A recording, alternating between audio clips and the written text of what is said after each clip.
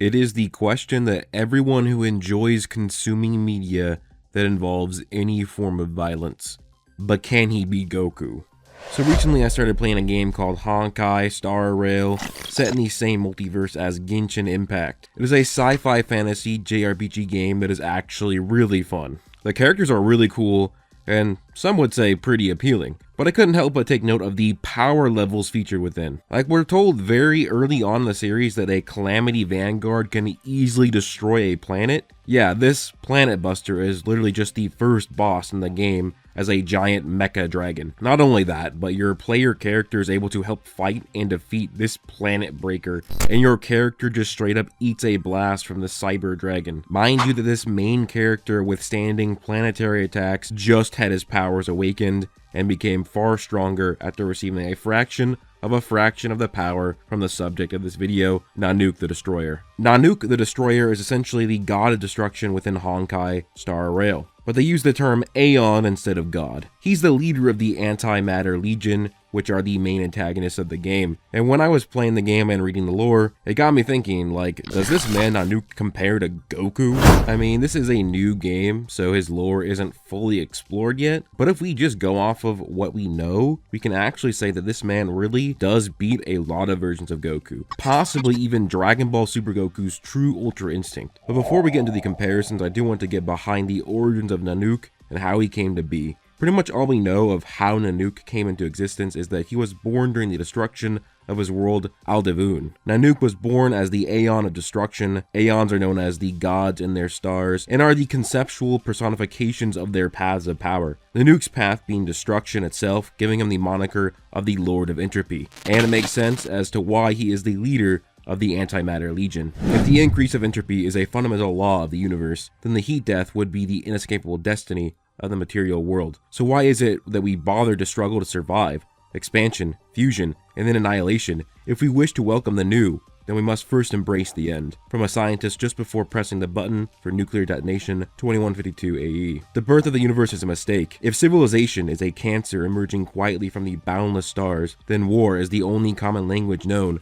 to all intelligent life. To correct this mistake and to clean up this tainted universe, Nanook became the avatar of entropy. So clearly we can see that the concept of entropy itself sees life or even civilizations as a cancer to the universe. And because of life's yearning to survive, war has become its universal language. So entropy crowned Nanook as the god of destruction to end all life in the universe. Now, we also know that Honkai takes place within an infinite multiverse where each individual universe is actually infinite in size. So infinite infinities. This might take a while for Nanook to enact his plans. For more information on the Aeons of Honkai Star Rail, the gods of the verse, here is this from the Galactic Archives. People know very little about these mysterious existences that stroll through the vast stellar sea, limited by inherent capacities of cognition. Intelligent lifeforms can only faintly discern that aeons tread upon paths imperceptible to mortal beings and execute unfathomable powers via some form of belief. In legends passed down through word of mouth, the aeons became the embodiment of highly condensed philosophical concepts in the end.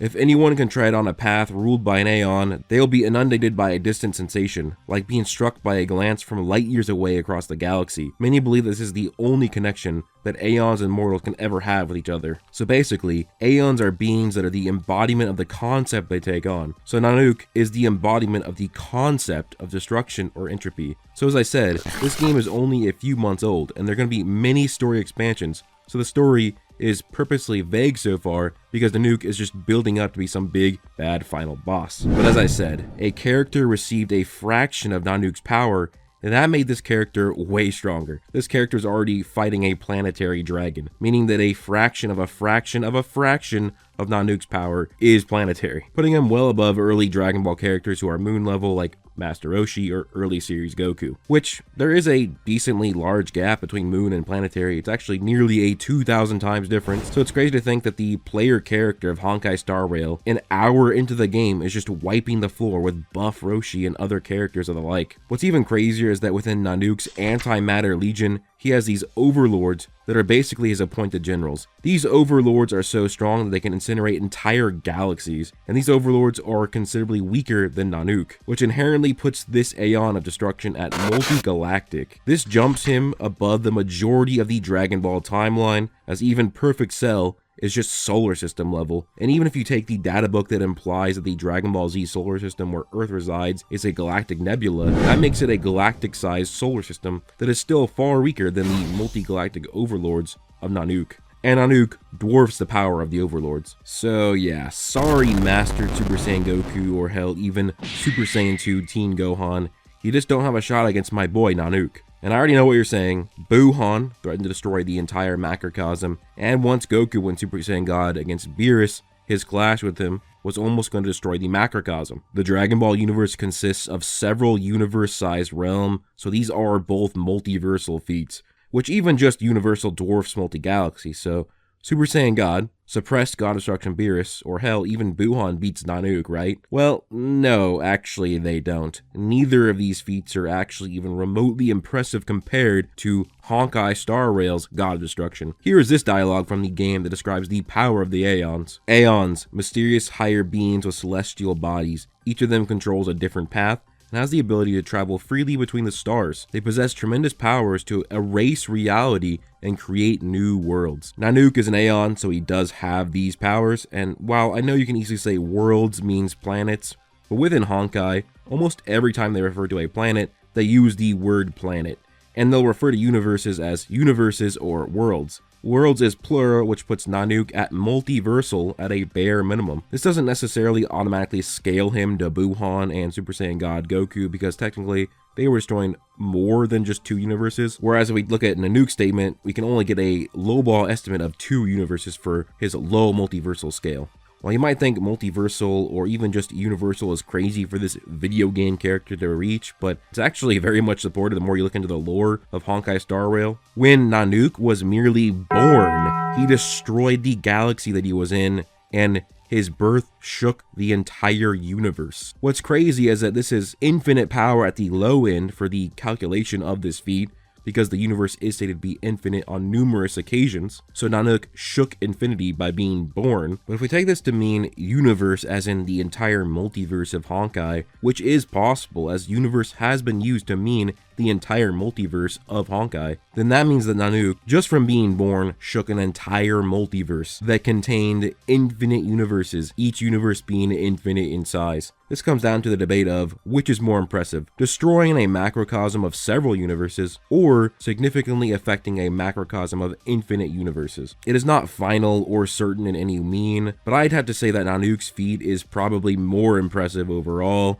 Even further to support Nanook being this powerful is that he has given fractions of his power to other people. People of his path are called Pathstriders, and there are other characters who are called Emanators, who are far more powerful than a regular Pathstrider and take more power from the Aeon. But even then, an Emanator is stated to have a drop of water of power compared to the vast ocean of their Aeon. There are Emanators within Honkai Star Rail who have the ability to destroy entire worlds. So that's universal plus Emanators who aren't even close to the power of the Aeons they serve. And multiversal plus Aeons is actually fairly supported in the verse because another Aeon named Aha was able to climb the imaginary tree which housed all of the infinite universes upon his birth, and atop this tree he laughed. The force of his laugh emanated and reverberated throughout the entire infinite multiverse, and it still affects the universe, as they can be heard within the universe to this very day. While sure, Battle of Gods Goku is nothing compared to current Goku, whose base power has gotten incomprehensibly stronger and now has true Ultra Instinct on top of it, so maybe he's as strong as Nanook now, right? Well, there's actually a whole debate whether or not getting finitely stronger would even work. If Battle of Gods Goku was, say, 3 times universal and then he got 1,000,000 times stronger,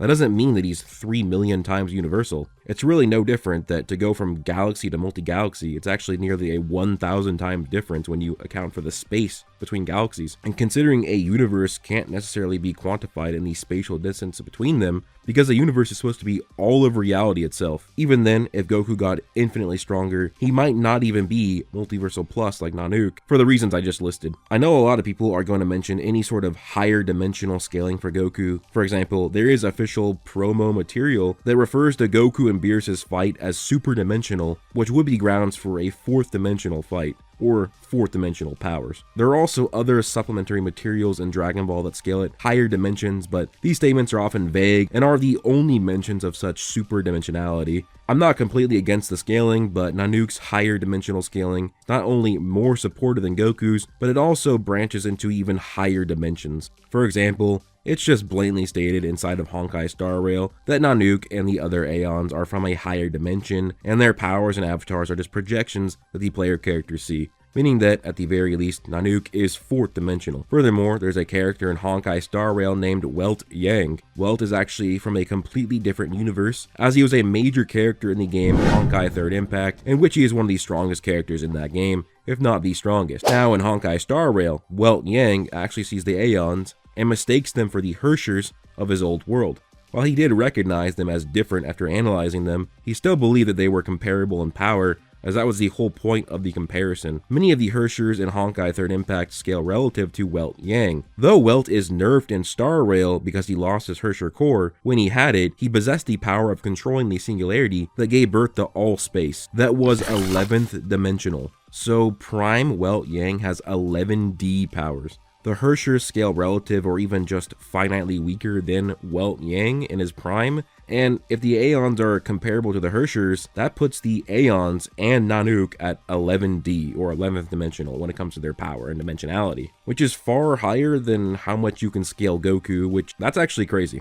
Let's say, for the sake of argument, that Goku was just as strong as Nanook. Could he even kill him in the first place? Probably not. Aeons can't actually be killed by any conventional means. There are only 3 ways to kill an Aeon in Honkai Star Rail, with one of them being unknown, but we got a lot of evidence to suggest what it likely is. The first known way to kill an Aeon is by another Aeon. That should have been obvious, right? The other way for an Aeon to die is embodiment. Basically, if the 2 concepts of an Aeon become too similar, the 2 will merge into one, with the broader path becoming the dominant one. And an example would be, say, if there were 2 Aeons who had an eating path, and one with a consumption path. The 2 would be fairly similar, and thus they would likely be merged together, with consumption likely winning out. The third way to kill an Aeon is unknown, but there's a lot of evidence to suggest what it is. That is that if a human is on the path of whatever Aeon it is, if they become an even better embodiment of that concept and path, they would likely become the Aeon instead. So Goku's only possible way of actually killing Nanook is by becoming the embodiment of destruction,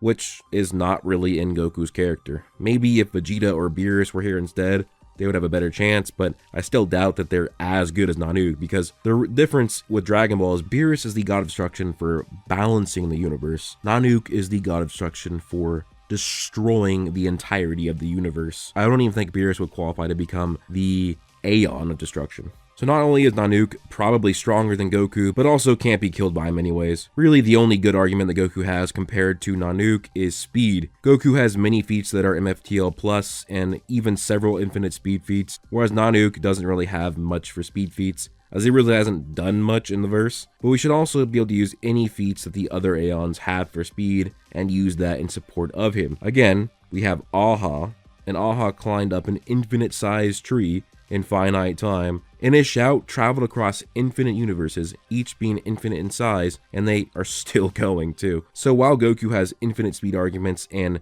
true Ultra Instinct can make it far harder for him to be hit, he still doesn't have anything close to traveling across infinite infinities. But Nanook also has some interesting abilities as well, beyond just power, as we can look at the abilities of any of the Path Striders on the Destruction Path and know that they are using just weaker versions of Nanook's own abilities. He has a mixture of time and fate manipulation with his ability Collapsing Sky. Here it is described in the archives. A drop of strength condensed from time itself. All the seemingly insignificant moments come together to form the magnificent choir of fate. The death of all things is as natural as their birth. Time erodes everything, turning all tangible entities to dust. Now we know that the multiverse is fated to eventually die from entropy due to the disorder that it enacts within. Collapsing Sky actually speeds up the time of the victim until they meet their fate of entropy, and it kills them. While Goku has resisted time abilities before, not from characters far stronger than him like Nanook. Now, I'm going to be listing off all of Nanook's known abilities after this. Just keep in mind that these abilities are being used by both Path Striders and Emanators, both far weaker than Nanook. So in all actuality, if he used these abilities, they would have far higher percentages. Just keep that in mind. A Secret Vow increases damage dealt by the wearer by 20 to 40%. The wearer also deals an extra 20 to 40% of damage to enemies with a higher hit point percentage than the wearer. Collapsing Sky increases the wearer's basic attack and skill damage by 20 to 40%. Mutual Demise. If the wearer's current hit points is lower than 80%, crit rate increases by 12 to 24%. Nowhere to Run increases the wearer's attack by 24 to 48%. Whenever the wearer defeats an enemy, they restore hit points equal to 12 to 24% of their attack. On the Fall of an Aeon. Whenever the wearer attacks, their attack is increased by 8 to 16% in this battle up to 4 times. When the wearer inflicts weakness break on enemies, the wearer's damage increases by 12 to 24%. Shattered Home deals 20 to 40% increased damage to any enemies whose HP is above 50%. Something Irreplaceable increases the wearer's attack by 24 to 40%. When the wearer defeats an enemy or is hit, immediately restores HP equal to 8 to 12% of the wearer's attack. At the same time, the wearer's damage increases by 24 to 40%. The Moles Welcome You. When the wearer uses basic attack, skill, or ultimate to attack enemies, the wearer gains 1 stack of Mischievous. Each stack increases the wearer's attack by 12 to 24%. The Unreachable Side. Increase hit points by 16% and attack by 16%. Damage when attacking is increased by 30% and follow-up attacks by 30%. Under the Blue Sky. Increases the wearer's attack by 16 to 32%. When the wearer defeats an enemy, the wearer's crit rate increases by 12 to 24%. Wolf Walk Time. Increase the wearer's attack by 10 to 20% and increases their damage to enemies afflicted with burn or bleed by 16 to 32%. With that being said, that is pretty much what I have to say when it comes to Nanook the Destroyer and his strength and powers.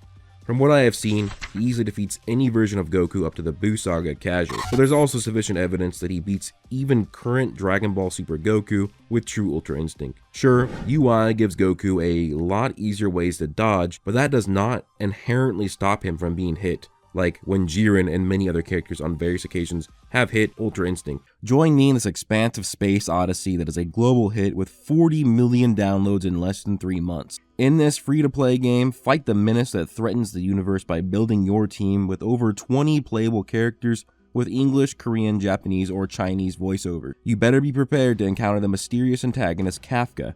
She's actually the character who created the main character in the game. She's elegant, composed, always smiling, but she has a fearsome power that makes her a ruthless killer. For some reason, she really reminds me of Makima. Almost makes me think that they might share something in common. Version 1.2 is about to come out where you can experience the story of the Zansho Lofu and take part in the climax of this amazing story, with 2 brand new maps featured within, as well as a bunch of limited time events. There's never been a better time to get started in the game. New players, use my link down below to download the game. Once you're in the game, just enter the promo code 8B64E57RPP3P to get your hands on some extra 50 Stellar Jade. Overall, I'm really enjoying both the gameplay and lore of Honkai Star Rail so far. It's a free game, so I would 100% suggest you go pick it up and start playing it on mobile or on PC. It is also coming to PS4 and PS5 pretty soon, so I'm also hyped for that. It's a game that I know that I'll be able to keep coming back to. I like the style of it and its combat, and also really love the characters within. With that being said, hope you guys did enjoy this video, and hope you guys do end up enjoying this video game. Hope you guys all have an amazing day. Peace out.